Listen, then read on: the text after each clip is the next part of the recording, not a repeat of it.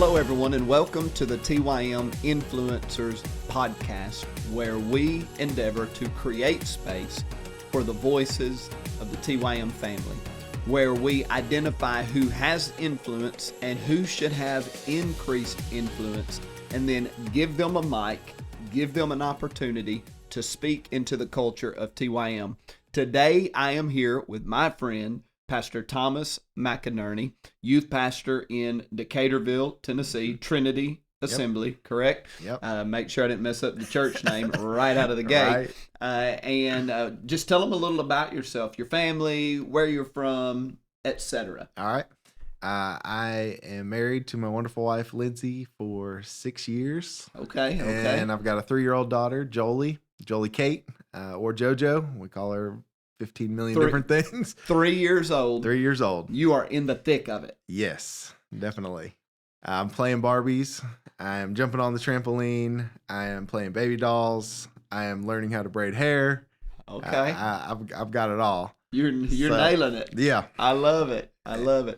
So keep going. A little more. Where are you from? I'm from Alabama.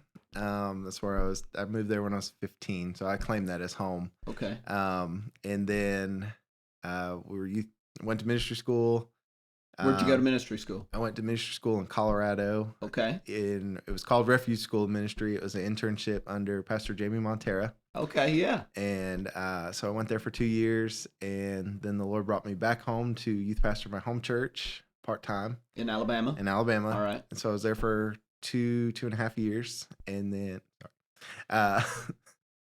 he was tapping his I hand. was tapping. I didn't know if it was picking up. Sorry.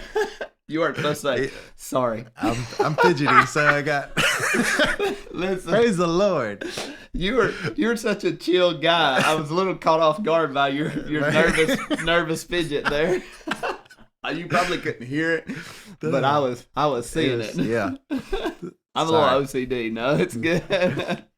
So sorry to mess you No, up. you're good. Sorry. So you went to youth pastor in your home church in Alabama. Yep, part-time, and then at some point after that, felt the Lord call us and moved to Mississippi to be full-time, and was there for 2 years, and then felt the Lord just tell us to step out in faith and walk away. And so we did, and for 6 months we're in this transition period. Wow. And moved in with my mother-in-law in Ohio. And my then, gosh, Mississippi to Ohio. Yeah, it was a big change for me. And but then the door opened for Trinity, and I came and visited in November, and loved it. Just thought this is it.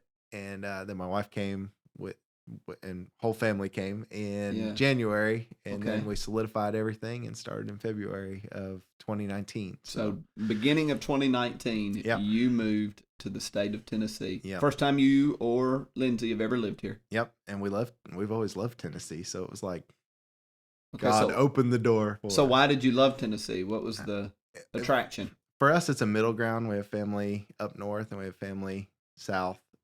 So it just kind of seemed like a middle ground to where we could reach all family a little bit easier.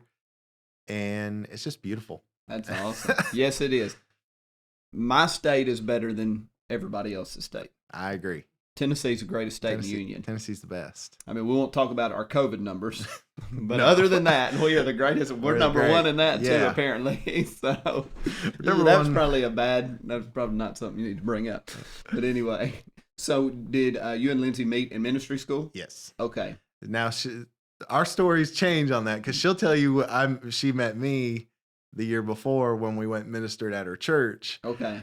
I'll tell you that we met in ministry school. Okay. So it really depends on who you ask. She's probably right. But she is right. But I was in ministry school mode of I can't talk to girls. So, okay, yeah. So did y'all have that rule, like no dating? No dating first year. Oh, so and then she was the first year the next year.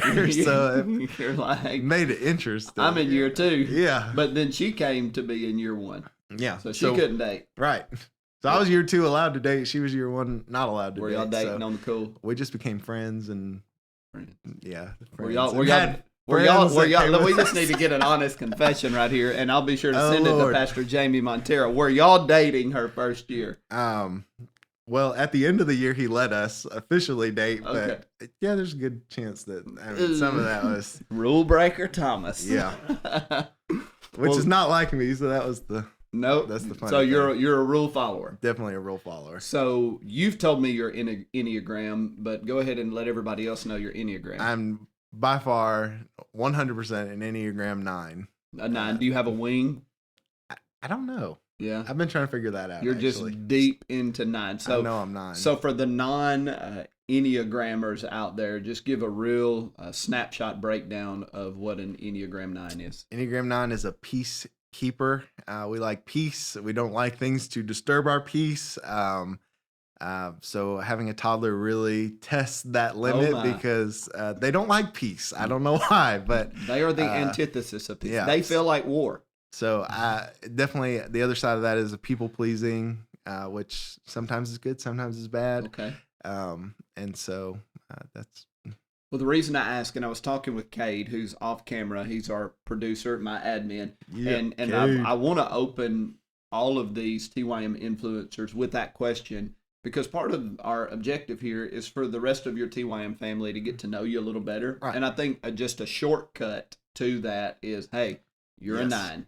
Yep. So I've told Cade I'm going to resist the temptation to talk about mine in every episode because that'll be redundant. So we're not going to talk about mine. I've got a few questions for you just to have a little fun on the front end. They are some would you rathers. All right. I mean, this is just low hanging fruit, cliche, would you rather. All right, I'm ready. So first one is, would you rather watch a movie or a TV or Netflix series? I'm not a huge TV person. Okay. But when I do watch, I watch TV with my wife. So I'd go with a TV series / Netflix series.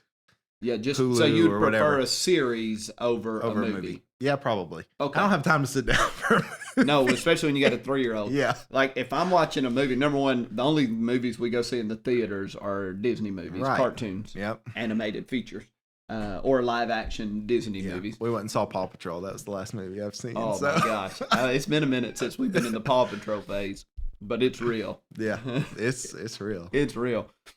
So any movies I watch at home, it takes me like 4 days to watch them. I'll watch 30, 45 minutes. Yep. We're done. That's me. I do. If I watch a movie, I put it on my iPad while I wash the dishes. So I watch it like 20, 30 minutes, then I turn it off, and then the next day. So, all right, you said series. So what are what's your favorite series ever and right now? Ooh, all right. So I really love Manifest. I know it just went on Netflix, so everybody watches Manifest. Nobody watches it, but I love it. It's honestly, Manifest is stupid, but I love it. It's incredible. Like it makes season no sense. 1, I loved it, and so I've just been addicted to it since then. Man, and you're a manifester. I'm a manifester. I am on I love the show right now with a manifester. That's right. Well, last time we got on a plane to fly to Florida, I said, "What if we get off the plane and it's 5.5 years in the future? Oh my god, that would be incredible."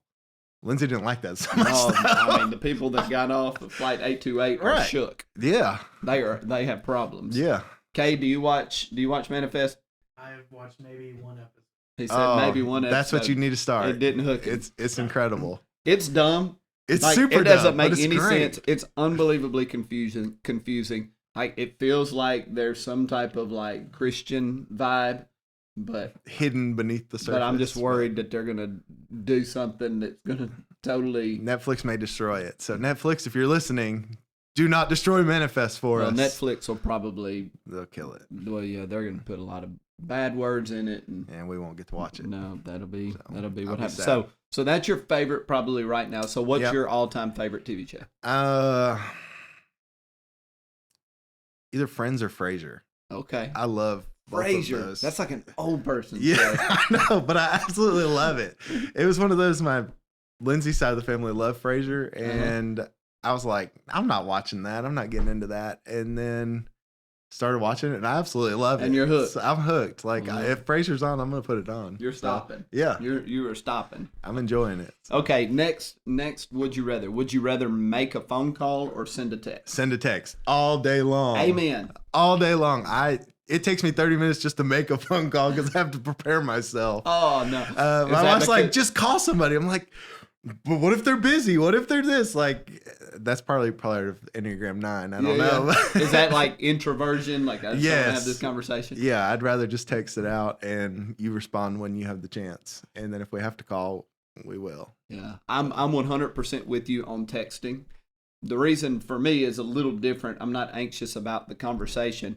I just want to get to the point, deal with whatever we need to deal with, and not get stuck. And so texting, you can get to the point, and you're done. And not get stuck talking about, because again, I'm trying not to talk about myself too much in these, but like casual conversation that really doesn't have a point, you're just talking about, is like the weather, or is excruciating.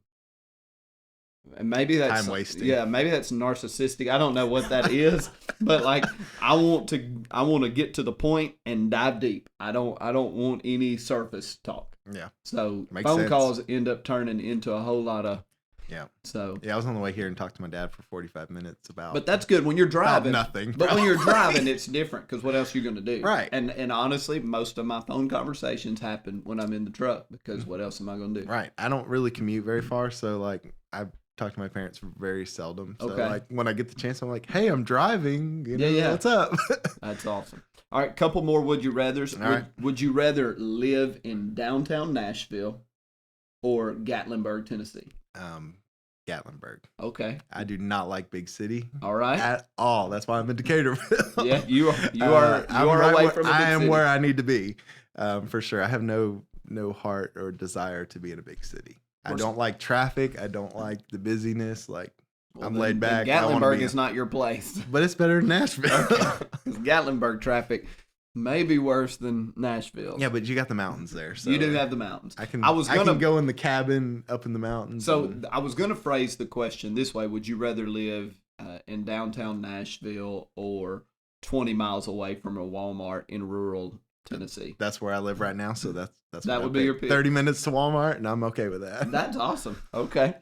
All right, so this one is a totally dumb question, but I love dumb questions. Would you rather be in jail 5 years or a coma 10 years? Ooh, jail 5 years. Absolutely. Yeah. A coma, you're not living. You don't even know what's alive, going on. You're you not miss living. everything. Like, I mean, at least I can. I'd be scared in the jail. At least people can visit me in jail. Like, I'm not very violent or strong. I'd be pretty scared in the jail, but. Now, for all of Jolie's future boyfriends, just remember this moment. 5 years in jail is okay with me. What good point. I'll start jail ministry. And you will be in a coma. You'll be in a coma and I'll be in jail. It's okay. Okay, so here's another dumb one. Would you rather give up air conditioning and heat for the rest of your life or give up the internet? Ooh, internet. Yeah? Yeah, I'm on social media, but I don't care to be on it so much. I mean, I do everything with the internet, but I don't want to live without air conditioning ever. My gosh, no. Ever. Like, that would be horrible. I mean, I've been on some mission trips and to camps and different things where there wasn't any. Mm-hmm. And I don't care about the internet at that point. All I care about is the air. Sweat that's dripping. And trying to sleep when it's like 90 degrees. I got to have a degrees. fan and the air conditioning on. Like, I don't know if you're allowed a fan or not in this Would You Rather, but okay. This one is even dumber. Would you rather wear the same socks for a month or the same underwear for a week? Do I get to wash them or no? Like, that's the whole point. Right. Like, no washing. Let's see. I'm gonna go with underwear for a week, just because a week is a way shorter than a month. It's a shorter duration. And my feet would stink. Well, I guess either one would stink, but I'd rather stink for a week than a month. What about if underwear or socks for the same a month? Then I'll go with socks. This is a dumb question. I'll go with socks on that one. If it's the same time period, we'll go with socks. So I did a little bit of a questionnaire before you came with you. Mm-hmm. And so you said your favorite food is pizza. Yes. On one of our previous episodes, Matt Bridges, his favorite food was pizza. I guess it's just like ingrained in the DNA of a youth pastor, right? Pizza's delicious. You get a good pizza. Like you can mean, eat it hot, you can eat it cold, you can eat it for breakfast, lunch, dinner, dessert. That's a great philosophy. Why wouldn't you like pizza? I love pizza too. I mean, I probably like a good steak more, but pizza's really or a good burger from the right place. So, best slice of pizza you've ever had? Ooh. Now I have family in New Jersey, so Jersey pizza probably tops the cake on most pizza places I've ever had. So I'm trying to remember the place up there. I think it's like Vinny's Pizzeria or something. Of course like that. Like or Guido's. Maybe it was Guido's, My Lord. I mean, that sounds pretty stereotypical. But it's delicious. Okay. You can't get over when it's this big. Right. Just everything. Yeah. So what's your go-to pizza here in Tennessee? We have a local place. We have a couple local places, but my wife likes to just go to Daisy Mart because it's right like 2 minutes away. Okay. I prefer Bailey's Pizza, which is in Parsons. Okay. And, they make good pizza. Okay. So of the chains, favorite chain pizza place? Chain. I like Papa John's. Yeah, that's probably the better one. I don't get it very often, like maybe once a year or every 2 years, but it's my favorite. Man, that's depressing. I don't live near Papa John's. All right, so I think I've got one more, and then we'll move on to a little more serious conversation. If you could meet one person in history that's not Jesus or a Bible figure, like a non in the Bible person in history, who would it be? Ooh, this is a hard one. Yeah, because I probably eliminated your top 15 choices. So. You eliminated all my choices. Right. Let's go with. I'm going to go with George Washington. George Washington. I don't really have a reason. It's just I'm going with him. He sounds like somebody I'd want to go hang out with. Sounds good. He's got wood teeth. He chopped down a cherry tree. He's got wood teeth. Why not? Like, that'd be a sight to see. So. One of the would you rathers that I came across was, would you rather meet George Washington or our current president? We're not gonna have that conversation. George Washington. We'll just let it be. We'll just let that be. No. Last year, choice may have been different. Oh my God! Well, hold on. We still just we need no commentary on this. We're trying to stay middle of the road on this podcast. Well, fun getting to know you. I've enjoyed it. What is your favorite person in the Bible that's not Jesus? Peter. Peter. Okay. Yeah, I love Peter. I relate to Peter a lot. First Peter is probably my favorite book of the Bible right now. Yeah. Just been studying that a little more. It's just practical. Yeah. I like practical. It's great. It's a great book because he's basically talking to a group of people who are enduring persecution. Right. And he's giving them wisdom on how to navigate it. I love First Peter. It's a great book. It's a great book to preach and teach from. Certainly. For sure. Yeah. For sure. Well, we've mentioned it already. You're in Decaturville. Yep. You have been there since the beginning of 2019. You are in the throes of parenthood, 6 years married, and you've been in youth ministry how many years? 8 years. 8 years. Yep. So you were in Alabama youth pastoring, yep. You were in Mississippi youth pastoring, and now you are in Tennessee with the TYM Family. God's country. God's country. Man, you're winning points with me.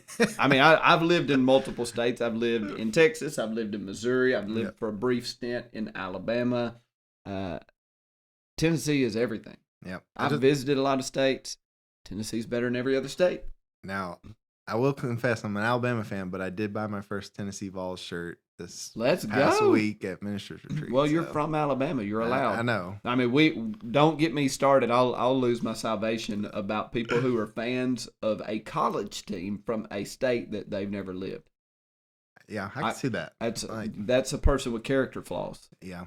That's a person you don't trust, especially when it's just a team that wins all the time. 100%. You're just bandwagoning at this point. There's no doubt. And I don't care what justification they make for it. Yep. There's a problem there, but anyway, I question everything about their life. But that's a tangent. That is a personal vendetta that I have. So one of the things I wanted to talk with you about today, and I think it will relate to quite a few people that will listen, is you came from another district, another state, and you came into the TYM family. Yes. And like any family, like any community or organization, there are people that are already in it that have a shared history, shared experiences, in this instance, experiences with the Lord that really bonds you. Inside jokes, language that is foreign to people that aren't familiar with it, catchphrases, and, we say things like the movement, and, a good percentage of the people in TYM were there when that language evolved versus coming in and being like, okay, I don't get it. I along with Michelle, we youth pastored in Texas, in the South Texas district or network of the Assemblies of God, for several years. And we were foreigners in a land that we had no personal history with. And admittedly, we did not integrate deeply into that family or that district. And there are a lot of variables for why. But now that I'm in the role that I'm in, where I am trying to steward the TYM family and 200 and something churches, many of which have youth ministries, it's very important to me now that if someone moves, that we try to help them connect. Right. And so I'd love for you to just talk a little bit about what your experience was like coming into a family that was very new to you. And just maybe what you felt, especially for an Enneagram 9 that doesn't like to do phone calls, right? So I'll back up now and just share your experience and just some things that you might want to offer as wisdom. As wisdom. All right. So our first district event would have been fine arts. Okay. And what a way to start. Right.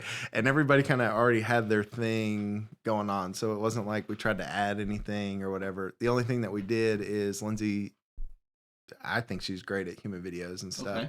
So we had two girls that were doing a human video. So she helped mold their song, add to it, because they just kind of had like one song that was 3 minutes, and they're like, okay, we're going to do this. So, we helped mold that and all that, and just kind of came and celebrated. It was kind of the first time I met people, but it wasn't like a deep, not getting to know anybody, because it's fine arts. Like, you're running around seeing your own kids. You're not trying to build relationships. Yeah, that is definitely not a great. There's not a lot of space for bonding because everybody's so focused on their students, and it's over quick. So I just always looked at it as if I got to meet somebody or got to learn a name, that was great. That just was a step in the right direction. The big one for us was camp, which happened to be home that year. And that ministered to me because he's meaning the theme of camp. The theme of camp, yeah. So I found it as comfort to me because in that camp, I really felt like I was home.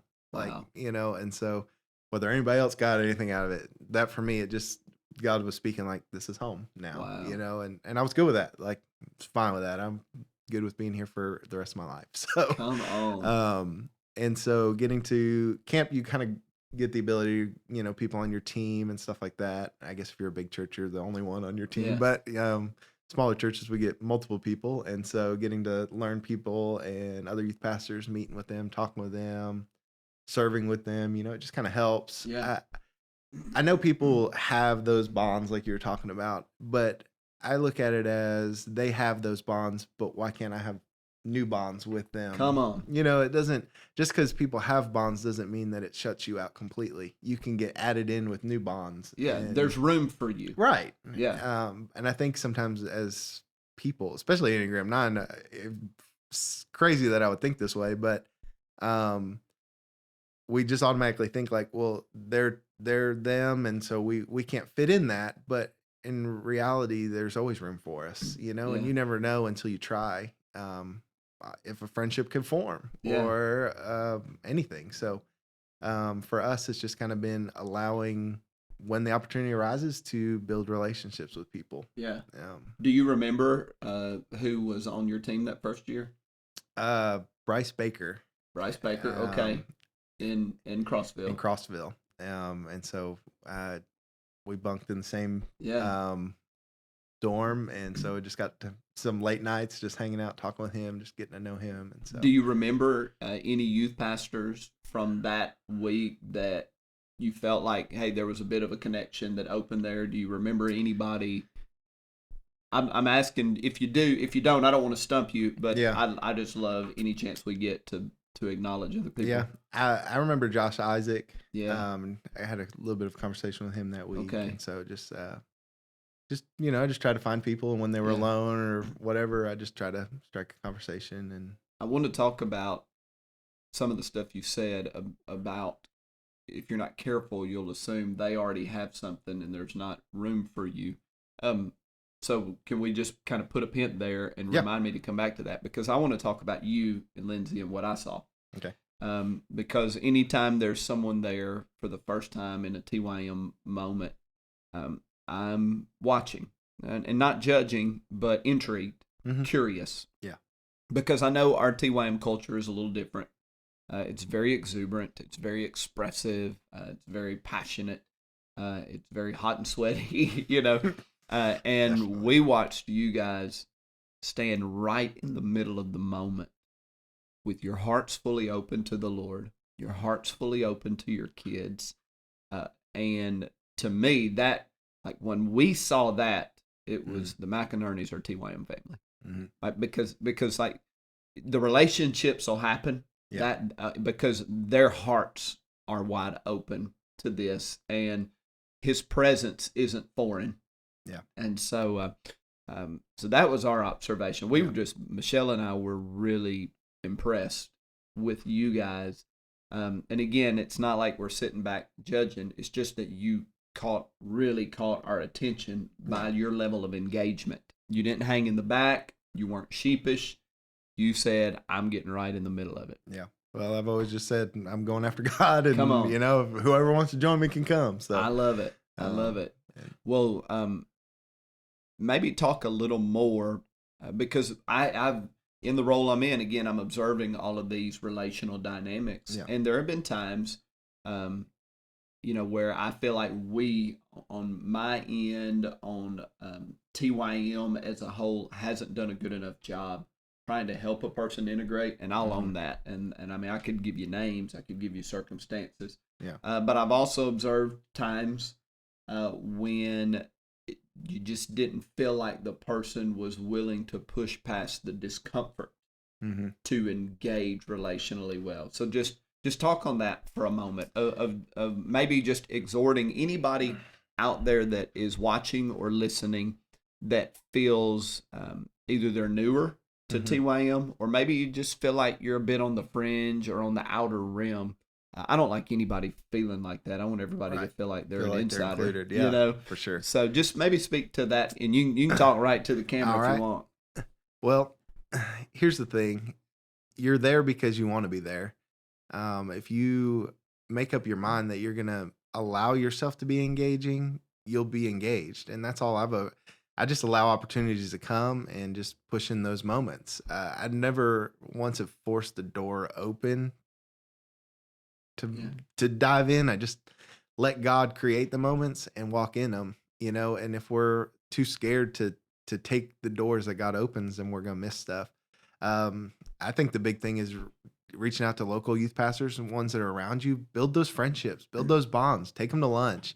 I keep telling Derek Robertson, because he's in Savannah, only 45 minutes from me, dude, let's do lunch. And we've said it probably for 2 years now, but at some point we are going to do that. And but it's reaching out to local youth pastors, getting in with them, and then also just, when you're at district things, make sure you just find time. Like, leaders at camp all go sit early, can go early. Like, just go in there and sit by somebody and strike up conversation. That's what I did this past year. And you just never know who you'll talk to, who you'll connect with, and you never know where the doors will take you if you never go through them. If you just are waiting for somebody to drag you out, is probably not going to happen. I've had that mentality in the past, and it's not you're just going to sit there. God wants you to walk through the doors he opens. And so when you walk through them, that's how you get there. But if you just grumble and complain and never walk through them, you're never going to get there. And so I would just challenge you, if you feel like you're on the outskirts or whatever, listen, you can reach out to me anytime. I don't mind. I'm busy, but I'm never too busy to build a relationship or hang out with anybody.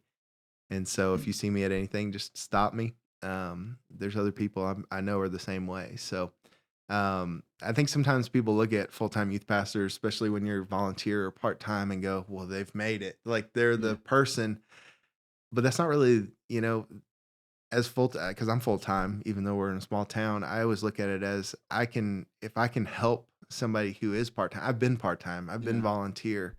So if I can provide wisdom or help them in any way, I'm all for it. So those are usually the people I try to connect with anyway over full-time youth pastors, because I know their struggle. I've been there. So. Yeah, I love that.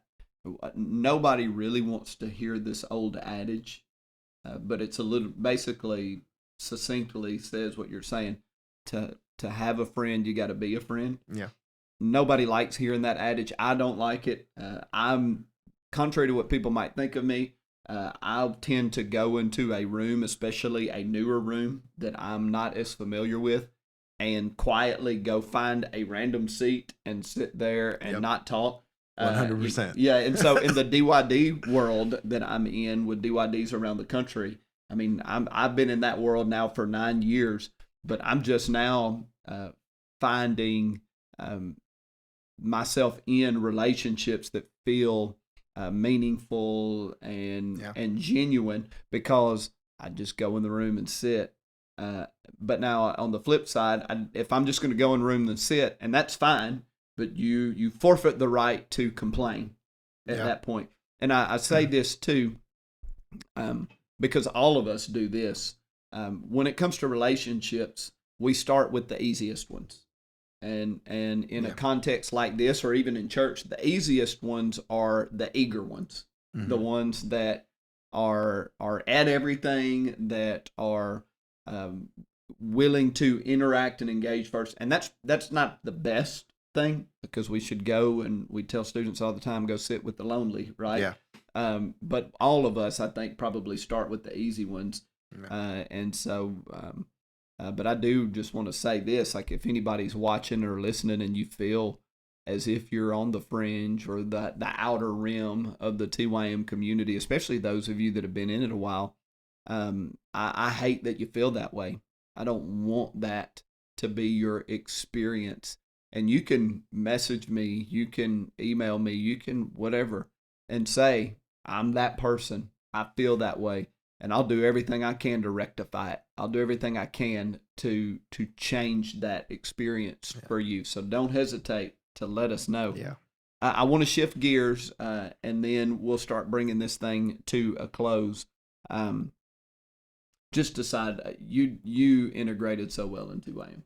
Thank you. I mean, you've been here since the beginning of 2019. We're the last quarter of 2021. But it feels like you've been here forever. It does. I say that all the time. Like, I haven't been here 3 years, but it just feels like home. Yeah, that's simple fact. I'm so glad to hear that.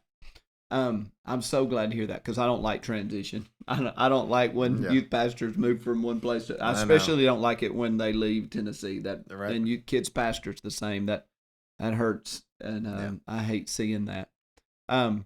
But you've been here since the beginning of 2019, and we looked it up before we started filming and recording. In that time, from the beginning of 2019 until now, you guys have raised $22,432 for Speed the Light. That's awesome. That's unbelievable. Let's just pause for a moment. I want you to talk about or tell them the size of your church, the size of your youth ministry. And we don't like talking about these, and it makes us feel we'll start getting all apologetic and try to balance it out. But don't do that. Just tell them that, because I want the numbers in and of themselves to hit. I would say, and I'm terrible at knowing numbers, but I would say our church is probably anywhere from 150 to 200, maybe 250. Okay. I know Easter we hit close to 300, and some people are a number of people. I don't pay so much attention to it. Yeah. It's just not my thing, I guess. As far as youth, we're probably anywhere from on a weekly basis, 15 to 25. Okay. If everybody showed up, probably 30, but that's not how it works. Not everybody shows up. Which COVID, like So, most of the people watching in the Yeah. youth ministry world, really impeded progress Yeah. from an attendance standpoint. It sure did. But yeah.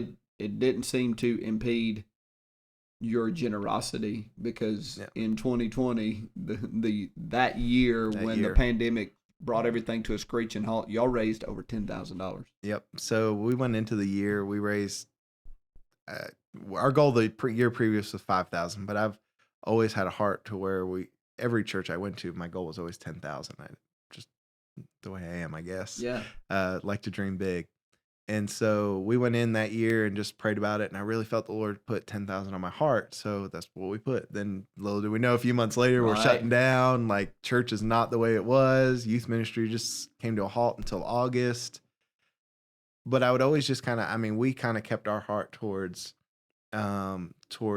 Speed the Light. Lindsay sells makeup. So she had a personal goal of saying, hey, I'm going to take March to camp, and then camp got canceled and all that stuff. But she said, I'm going to give all my sales towards, the water well project and all that stuff. So we utilized that. We raised $2,500 ourselves through that. And then this year she's raised over 1,000 herself. But the pandemic year was hard because it put a halt on everything, But when we came back, I began to make Speed the Light the emphasis and said, listen, we can't forget about this. This is changing the world. This is bigger than us.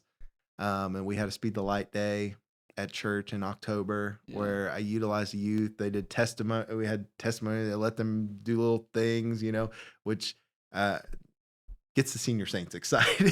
So it gets them off their checkbook a little bit. That's the goal, at least. I know it's probably bad to say, but nope. Know my heart that it's a good intention. Whatever it takes. Whatever it takes to get some money for Speed the Light. And so with that service, I think we raised about 5,000. Wow. And then just we did a bake sale, I think, which raised 1,200. And so we just continue it before the people. I've always been one, like, yes, the youth, we put a mandate to the youth, but I also open up to the church and say, listen, you help us. Yeah. And I know I have a pastor now that all for that. So that's awesome. So would you give 3, 4, 5 bits of wisdom, just some snapshot bits of wisdom to full-time youth pastors, part-time youth pastors, volunteer youth pastors and leaders, of things they can do to create a Speed the Light culture in their ministry? So I put it before everybody every week. I steal ideas, so I don't have very many original ideas, but I learned one year to put the offering envelopes on everybody's chair every week. So I have an offering envelope and a pen, everybody's chair every week. You literally have to physically move it to say, I'm not going to give. I love it. I preach about it. Right now we're doing quarterly goals this year instead of a yearly goal for the students. I found that's a little bit easier. Okay. Because if you set a yearly goal, it just kind of gets lost in your mind. It's not maybe the forefront, That is a great tip. Both both of those, I'm not trying to interrupt you. No, I just want to make sure it sinks in. If you're a youth leader and you're listening right now, you can put envelopes and you can get them free, right? Yeah, you can get them free from My Healthy Church. So I just always order a bunch. Even the pledge cards are free. So you get them free. You put those on the chairs with the pen every week, keeping it in front of them. Every one of us can do that. And then that quarterly goal, you said it, man. If you make a yearly goal, it gets lost. It just gets lost. But you do quarterly goals. Yeah. All right, so keep going. So, and even in that, you get people that set really high things and never give a single dollar. And I always tell them, I'm not going to come knocking on your door with a baseball bat, saying, you better give this money. I just let God put it on their heart if they're going to give. And I have kids that blow out their goal. They'll put $25 and give $200, and I celebrate that. I celebrate wins, whether it's somebody makes a pledge of $25 and I know they worked for it and they gave $25. I celebrate that. Yeah. Because I just look at it as anything's a win. Sometimes we get focused on celebrating the big givers, but sometimes it's the small givers that are just work just as hard. Yeah. So I try to celebrate everybody. Thing that we started last year was we did $100 club. So every student that gave over $100, we celebrate them. And then I do some kind of Speed the Light gear at the end of the year. We did rain jackets last year. And that's for everybody that hits the $100 club. Yep. They get the Speed the Light rain jacket. Yeah. Okay. So I don't know what we'll do this year yet. I haven't figured that out. Okay. But we've got way more this year than we did last year. So, which I love, and that's part of creating the culture, continuing to push it. My first year we had like one or two that gave $100 or more. This year we have way more. We have probably 10 or 15 Come now. on. So, and then we implemented the 1K Society as well, trying to get kids to go towards that. The $1,000 in the year. Yeah. $1,000 in the year. So we're just really trying to just continue to put that, also put it in front of your church, in front of your older people that they've got money. Yeah. Challenge them. When I did the $100 club, I had grandparents that say, well, I want my grandkid to be in the $100 club. How do I do that? I said, just write a check and let me know and I'll put them there. Ain't no problem. They can sign the board and get their picture. I get their picture and post it online. So, it's a big thing. I want to pause on the $100 club because it may not seem like anything more than semantics, but there is a difference between an incentive to try to get them to give versus a reward or an honor for the efforts they've done. Yes. And at times the incentive feels like it to try to get them to give feels like it cheapens the whole experience. Whereas if you say at the end of this, if you've accomplished this, then we're gonna honor you. Yeah, we're gonna honor you. We're gonna respect your work. I love that you do that, and I love that you engage your congregation. You mentioned your pastor being all for it, and I know we're getting kind of deep into this with time, but could you maybe just talk to our youth leaders about some practical ways to engage their pastor when it comes to Speed the Light? Because I think, honestly, if a youth leader can get their pastor, and I don't mean get them on board as if they're indifferent to it, but if they can really partner together when it comes to Speed the Light or BGMC or any of it, I mean, the possibilities start going through the roof. So maybe just a couple of tips there. Well, it's again creating culture. So building a relationship with your pastor. Every pastor I've ever had has been a youth pastor at one point. Raise money for Speed the Light themselves. So you have some that are like, whatever we need to do because I'm right behind you. I believe in Speed the Light. I've been there. And then you'll have some that are like, well, this is on you. Like you just I've been in both sides of churches. And when your pastor's on board, it really just helps. It helps solidify with the older people as well. When your pastor says, listen, this is just as important as giving to missions or, whatever. And so building that relationship, if they don't understand the importance of it, finding the importance, explaining it to them, dive yourself into the knowledge of Speed the Light always helps. So that way you can spit out numbers. Like, one statistic that's always stuck with me is every 50 cents given to Speed the Light is a soul. Wow. I always tell people, you give $1, you're reaching 2 people. Come on, man. I love whether that statistic is still the same or not, I don't care. I'm still claiming it. Yeah, right. So just getting that and then also reminding your pastor that these are future givers in your church. Like if you get them on board with missions now, and back them, they will be future givers later. It's even similar, and we'll kind of conclude with this. It's similar to the conversation we had about entering a new family. That you can either sit back and wait for your pastor to initiate the Speed the Light conversation, or maybe even less desirable, start putting pressure on you in that area, or you can initiate that conversation and you can recruit your pastor And it's not that your pastor doesn't want to be engaged, but there's BGMC, there's Light for the Lost, there's Speed the Light, there's all of the missionaries that your church takes care of. There's special projects that they're getting emails about and invited to banquets for nonstop. There's local missions. And so being intentional about creating a partnership between you and your pastor. And then there's generational synergy when your adults say, we're going to help our young people. Yep. There's something beautiful about students feeling the support of the adults in their congregation. And Speed the Light is a great tool toward generational synergy.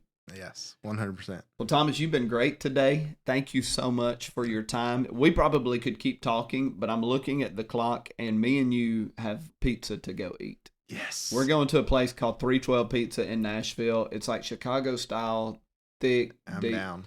This sounds like right up my alley. Your eyes are going to roll in the back of your head. It's going to be amazing. I'm good.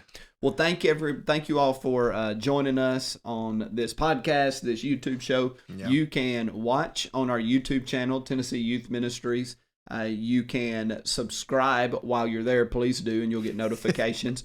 You can listen on Apple Podcast. TYM Influencers is what it's under. You can also listen on Spotify, TYM Influencers. Yeah. If you go to Apple Podcasts, be sure to click that follow button, because once again, it'll give you notifications on your phone that say, hey, TYM just released a new Influencers podcast. Yeah. So thank you, Thomas. I love you, bud. You are outstanding today, and we will see you again soon at TYM Family.